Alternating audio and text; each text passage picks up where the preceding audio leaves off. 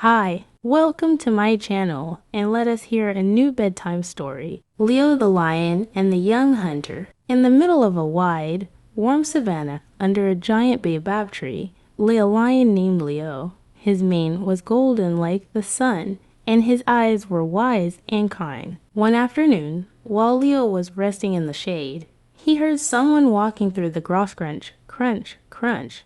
It was a young boy, a curious little hunter in training, carrying a wooden spear and wearing a feathered cap. The boy stopped and gasped. "A lion," he said, "a real lion." Leo lifted his big head and looked at the boy calmly. "Don't worry, little one. I'm not going to eat you." The boy blinked. "You're not?" "No," said Leo, yawning. "I'm too full from lunch. And besides, I'd rather tell a story than scare someone." The boy sat on a rock nearby. "A lion with stories. I'd like to hear one." Leo's eyes twinkled.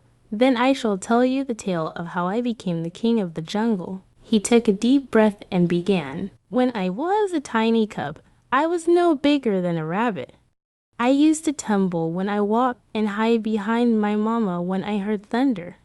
The other animals laughed at me. They said I could never be king because I was too soft." The boy leaned closer. "But one day," Leo continued, "I heard crying near the river. A baby zebra had fallen into thick, sticky mud. His legs were stuck, and he couldn't get out. All the animals gathered, but no one dared to help." "Were they scared?" asked the boy. "They were," said Leo. "Scared they'd get stuck too. But I stepped forward. My legs were shaking, and I didn't know if I could do it, but I knew I had to try. I crept down the river bank, grabbed the zebra by the scruff, and pulled with all my strength. The mud slurped and splashed, and then pop, out he came." The boy clapped. "You saved him." "Yes," Leo said with a smile, "and from that day on, I kept helping others.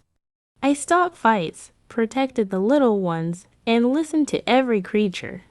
I learned that being king isn't about being the loudest or scariest.